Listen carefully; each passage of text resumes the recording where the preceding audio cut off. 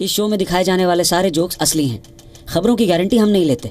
अगर कोई खबर गलती से असली निकलती है तो इससे हमारा कोई संबंध नहीं है। शो के दौरान अगर आप कोई सुझाव देना चाहें तो वो अपने पास ही रखें, क्योंकि हमें सब आता है। हम बहुत ज्ञानी हैं। अगर आप देना ही चाहते हैं तो सुझाव नहीं, एक दो स्पॉन्सर्स दिला दें।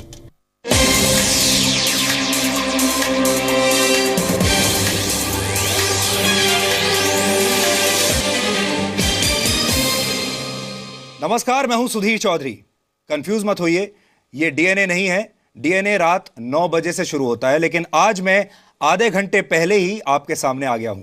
उसकी एक वजह है, और वो वजह यह है कि आज मुझे आपको एक बहुत ज़रूरी खबर देनी है और हमारे एक बहुत ही स्पेशल मेहमान से आपका परिचय करवाना है। जी न्यूज़ पर हम सिर्फ अच्छी खबरें ही आपको नहीं दिखाते, बल्कि शानदार शोज़ के ज़रिए आपको नए लोगों और नए नए आइडियाज़ से भी जोड़ते हैं।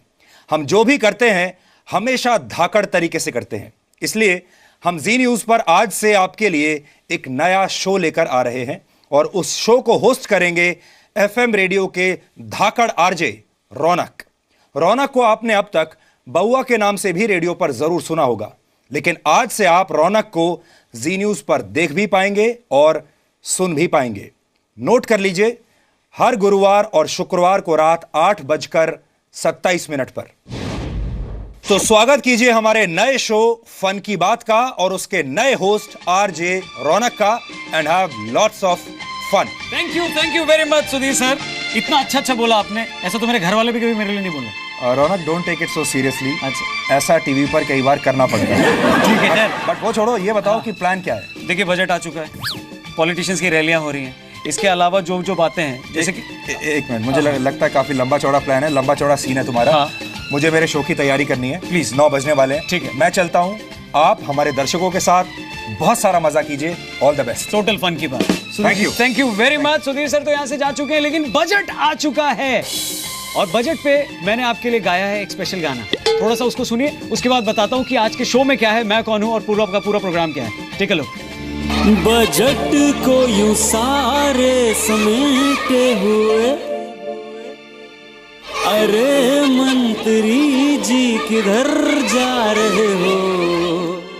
जरा बॉक्स खोलो तो चैन आ जाए, जरा बॉक्स खोलो तो चैन आ जाए।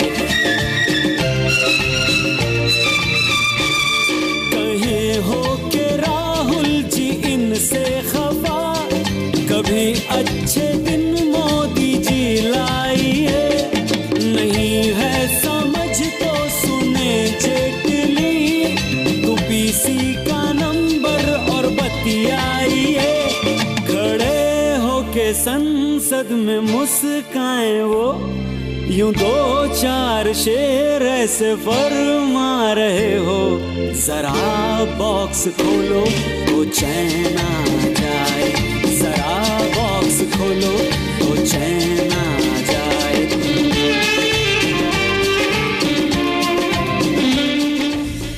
वैसे मेरे को नहीं पता ये सुन के आपको चेन आया, अंगूठी आई, घड़ी आई या ब्रेसलेट आया या मजा आया।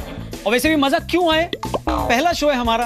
हमसे कोई गलती हो भी जाए तो प्लीज माफ करिएगा, और माफ नहीं भी करेंगे तो कौन सा टीवी के अंदर घुस के कुछ कर पाएंगे। इसलिए लोड नहीं लेने का, रिमोट को आराम देने का। कुछ लोगों की आदत होती है, रिमोट नहीं चलता ना, ऐसे पीटते हैं उसको। बाबू, ये रिमोट है, आपका बच्चा नहीं है। इसे ऐसे किनारे पे रख दीजिए जैसे बड़ी बड़ी पार्टियां अपने नेताओं को किनारे पे रख देती हैं। वैसे मैं पहले ही शो में मैं अपनी लिमिट क्रॉस नहीं करना चाहता। क्यों ना करूं? इसलिए तो मुझे शो दिया गया है, वरना सूट टाई पहन के अच्छे तरीके से न्यूज एनालिसिस तो सुधीर चौधरी भी दे ही देते हैं। जैसे ये फन की बात है और मेरा नाम रौनक है। हमारा मकसद इस शो में आपको सिर्फ और सिर्फ हंसाना है। हम तो चाहते हैं हम जिनका मजाक उड़ा रहे हैं ना, वो भी अपने जोक्स पर थोड़ा बहुत हंस ले। वैसे भी दुनिया उन पे हंसी रही है। हम सबकी मौज लेंगे क्योंकि ये जरूरी है। चुनाव तो भैया 5 साल में एक बार आते हैं, हंसी तो रोज आनी चाहिए, है कि नहीं? इसीलिए पहले शो के हाइलाइट्स क्या हैं, यानी क्या है हमारे पहले शो के फंटास्टिक 5। Take a look.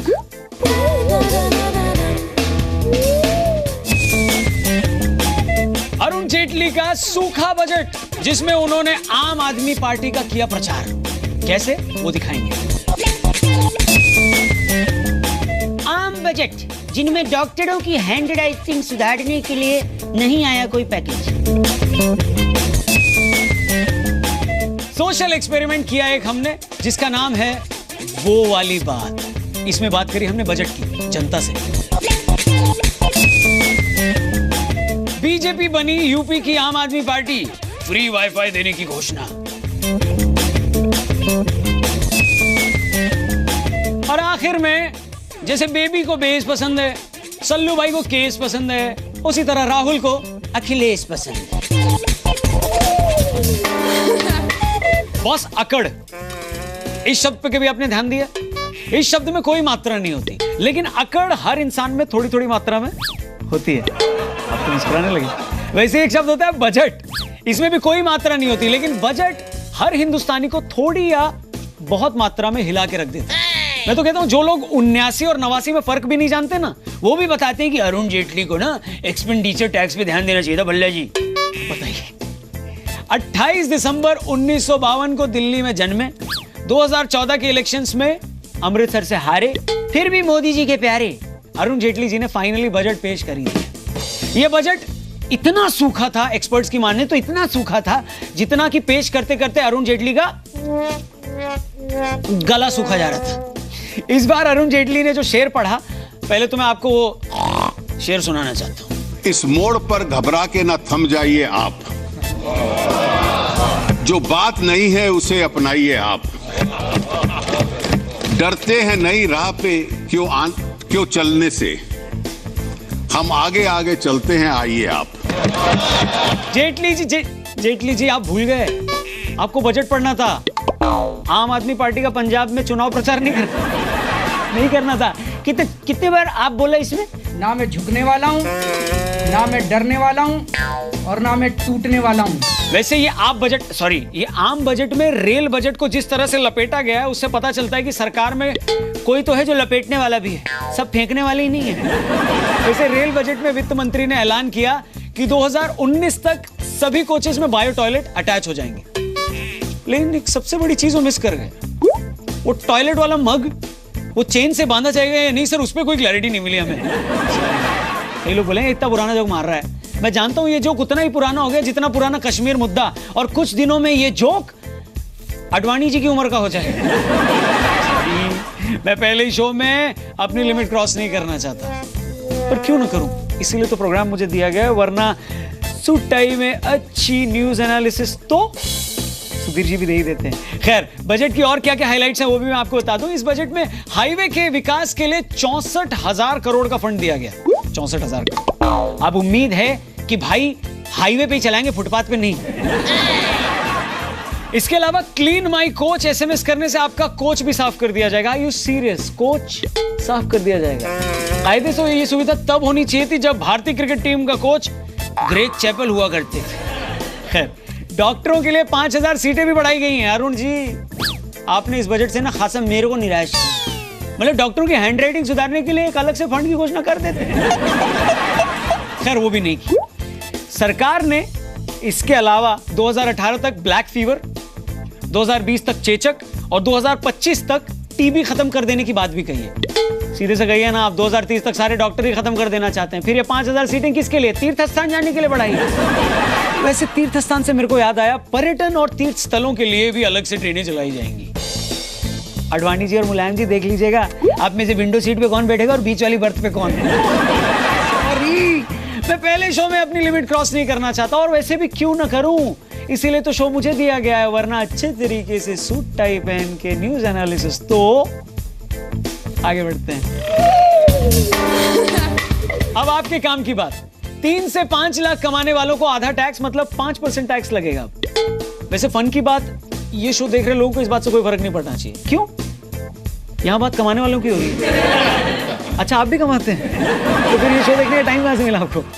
खैर, बजट पर राहुल जी की जो प्रतिक्रिया आई वो भी स्पेशली मैं आपको दिखाना चाहता हूं। पहले सुन लीजिए। किसानों के लिए, गरीब लोगों के लिए, युवाओं के लिए, बेरोजगार लोगों के लिए कुछ किया जाए, मगर कोई क्लियर विजन नहीं दिख रहा है। किसानों के लिए कुछ नहीं किया गया और ना युवाओं के लिए, ऐसा कहा इन्होंने। सर, वैसे भी करने को क्या बचा था आप बताइए? किसानों की जमीनें किसने हड़प ली आप जानते ही हैं। और 46 साल में भी यूथ चेयरपर्सन बन के कौन बंटाधार कर रहा है युवाओं का, ये भी आप जानते ही हैं। खैर, रेल मंत्री प्रभु जी ने भी कहा कि ये बजट बहुत ही शानदार है। सही बात है सर, कोई दूसरा आपके हिस्से का काम कर दे तो मुंह से ऐसी अच्छी बातें तो निकल ही जाती हैं। वैसे एक अच्छी बात इस बजट में ये भी आई कि पॉलिटिकल पार्टीज एक आदमी से कैश में सिर्फ 2000 का चंदा ही ले सकती है। ये हुई ना बात, हमारे लिए नोटबंदी एक बार थी, ये पॉलिटिशियंस के लिए 2-2 बार हो गई।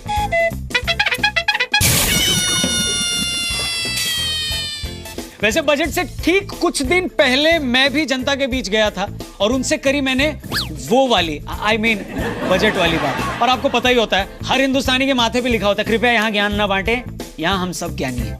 आइए बजट से पहले सुनते हैं ज्ञानी जनता की बात। याद रखिएगा, बजट से पहले हुई है ये बात।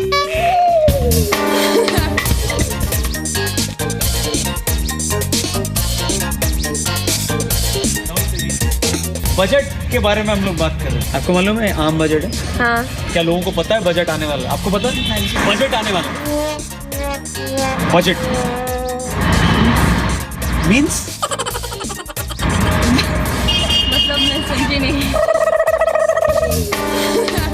कैसा बजट चाहती हैं आप? बजट आम आदमी का होना चाहिए। आम आदमी सभी लोग का कंज्यूमर फ्रेंडली बजट चाहते हैं। दाल सब्जी सस्ती होनी चाहिए। टैक्सेस का जो रेट है वो कम होना चाहिए। वैसे बजट पेश कौन करता है? जेटली सर करते हैं, मोदी जी को करना चाहिए। जब सब कुछ कर रहे हैं तो मोदी जी करें। तो अगर ये आम बजट है तो इसे आम आदमी पार्टी को ही करना चाहिए। बिल्कुल करना चाहिए। केजरीवाल जो है ना वो मैंगो टाइप है। केजरीवाल के में नहीं, अच्छा आम आदमी के हाथ में है, ठीक है। वो अपने बारे में सोचते हैं और उसके अलावा वो कुछ नहीं सोचते हैं। वैसे बजट होता क्या है आपको पता है? महंगाई बढ़ाना, सस्ता करना। हिंदी में क्या बोलते हैं बजट को? महंगाई। बजट को हिंदी में बजट को हिंदी में हम बजट बोलते हैं। अच्छा, जब आप बजट लिखते हैं तो जे आता है या जेड आता है? दोनों लगा लो। बी आता है। BUD ZED बी आना चाहिए। इंग्लिश में लिखते हैं तो जी आता है। जे लगा ले, जी लगा ले, हाँ समझ में आना चाहिए। अगर आप लिखो बजट तो उसमें जे आता है या जेड आता है?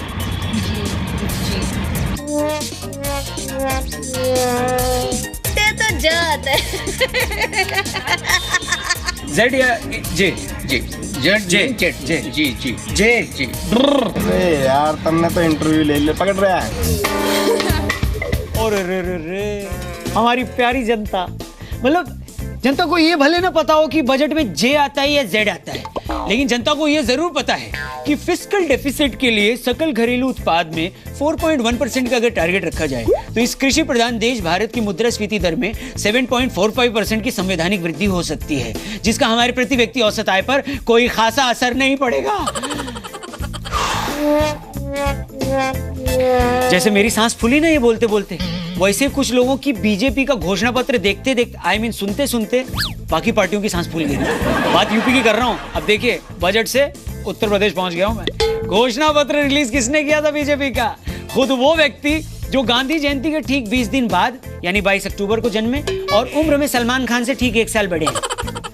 भाई मैं बीजेपी के राष्ट्रीय अध्यक्ष अमित शाह जी की बात कर रहा हूँ। वैसे इस घोषणा पत्र में कहा गया कि भू माफियाओं के खिलाफ यूपी में बीजेपी टास्क फोर्स बनाएगी। शुक्र है ये यूपी का घोषणा पत्र है, वरना हरियाणा का होता तो कुछ पार्टी वाले इसे जीजा जी पर सीधा हमला बता देते।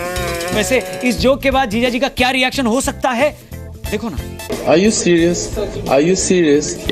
Are you serious? अरे मालिक क्या कर रहे हो यार?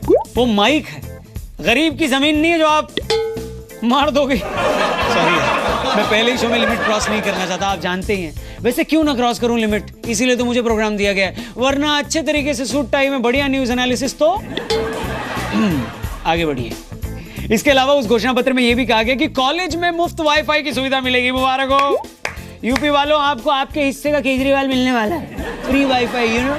वैसे अमित शाह जी ने यह भी बताया कि हर घर 24 घंटे बिजली पहुंच जाएगी। सर बिजली ना आने से ना यूपी की जनता ज्यादा परेशान नहीं है, बल्कि खुश है, क्योंकि बिजली के करंट लगने से सबसे कम मौतें यही होती है ना, बिजली कमाने का फायदा।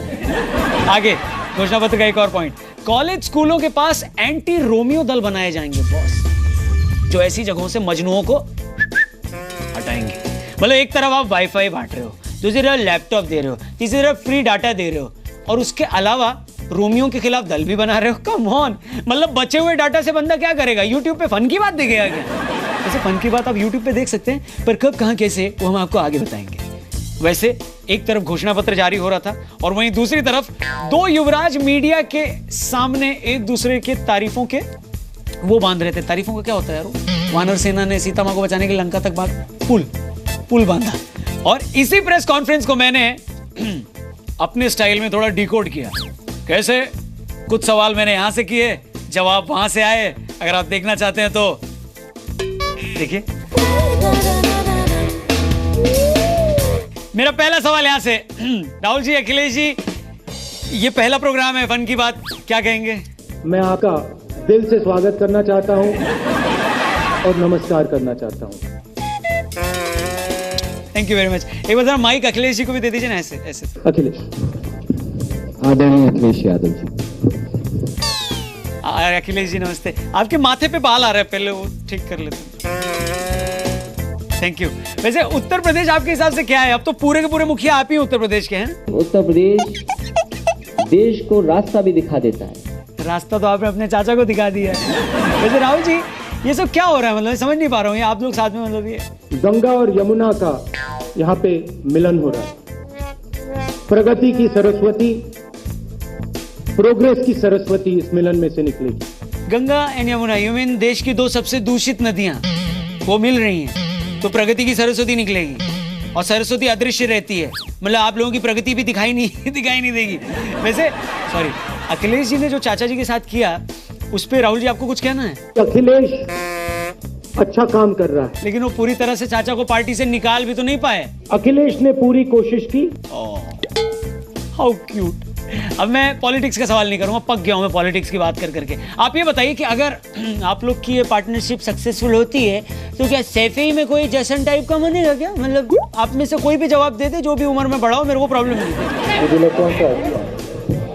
जैसे मैंने कहा, गंगा और यमुना की मीटिंग हो। अरे यार, गंगा जमुना नहीं, मैं सैफई पूछ रहा हूँ राहुल जी, सैफई महोत्सव। ये सवाल तो मुझसे पूछते हैं आप ही बता दीजिए छोटे नेताजी, आपके मन में क्या चल रहा है? मैंने कई बार मौकों पर कहा कि मन चंचल होता है, मन की बात मानोगे तो फंस जाओगे। Okay, let me frame it this way. आप कह रहे हैं मन चंचल होता है, मन की बात मोदी जी, नरेंद्र मोदी जी करते हैं, मतलब आपका कहना है कि नरेंद्र चंचल हैं, मतलब आप इनकी बात कर रहे हैं। सॉरी, बहुत गंदा जोक था। वैसे इनका प्रोग्राम भी कराया जा सकता है सैफई में, क्यों राहुल जी? जब गंगा और यमुना एक साथ आते हैं। अरे गंगा जमुना, अखिलेश जी रोकते, गंगा जमुना सीटी वहीं अटक के, गंगा जमुना। अखिलेश जी भी हंस पड़े। मेरा शो अच्छा लग रहा है मतलब आपको अखिलेश जी? है बहुत अच्छा है, बहुत अच्छा है। और राहुल जी आपको कैसा लग रहा है? अब आपका सवाल भूल गया। मेरा शो कैसा लग रहा है ये पूछ रहा हूँ राहुल जी। आप कभी संगम गए हैं? संगम में आपने देखा है जहाँ गंगा और यमुना मिलती है? फिर से गंगा, हाँ गया हूँ, देखा। अब मुझे जवाब तो देने दीजिए। नहीं देने मेरे को। गंगा जमुना, गंगा जमुना, गंगा और यमुना एक सोच है। या वो नहीं, गंगा जमुना सोच है और जहाँ सोच है वहाँ शौचालय है, बस। एक सेकंड भैया। नहीं, कोई सेकंड नहीं। एक सेकंड भैया। नहीं, बात ही नहीं। एक सेकंड भैया। अरे बस करिए यार, नहीं सुनना मेरे को यार। इंटरव्यू खत्म, पैक अप।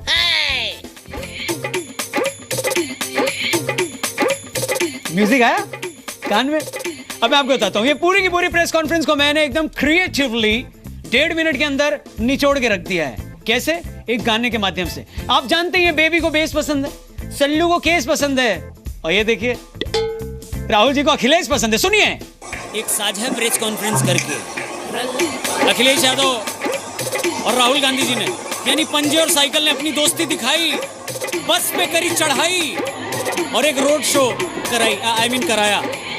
इस पूरे प्रेस कॉन्फ्रेंस को अगर आपने मिस किया तो कोई दिक्कत नहीं है। उसमें क्या क्या बातचीत हुई, किसने किसको क्या बोला, आइए गा के आपको सुनाते हैं। ए भाई, बजाएं क्या? हो मीडिया के सामने बोले लड़का ये तो अच्छा है, अखिलेश अच्छा लड़का है, अच्छा लड़का है, अच्छा लड़का है। हो काम चाहे जैसा भी हो, दिल का लेकिन सच्चा है। हम जानते हैं कि अखिलेश जी की नियत सही है। हाय फूल दे के गले लगाया, स्वीट तीन की बोली, साइकिल पंजा साथ मिल गए और बस पे चढ़ गई टोली, क्योंकि इनको अखिलेश पसंद है। अखिलेश अच्छा लड़का है, अच्छा लड़का है, अच्छा लड़का है। इनको अखिलेश पसंद है। काली जैकेट और कुर्ता सफेद पसंद है, इनको अखिलेश पसंद है। अखिलेश अच्छा लड़का है, अच्छा लड़का है, अच्छा लड़का है। इनको अखिलेश पसंद है। कैसी लगी हमारी परफॉर्मेंस? हो जाए इसमें जोरदार गालियां, सॉरी तालियां। खैर ताली बजाने की जरूरत नहीं, उसे बचा के रखिए, क्योंकि कल जैसे ही घड़ी 8:27 बजाएगी, जी न्यूज पर हम फिर से आएगी। आऊंगा मैं लेकर फन की बात मेरे यानी रौनक के साथ। तब तक याद रखिएगा, mutual funds are subject to market risk. Please read the offer document carefully before investing. Okay bye.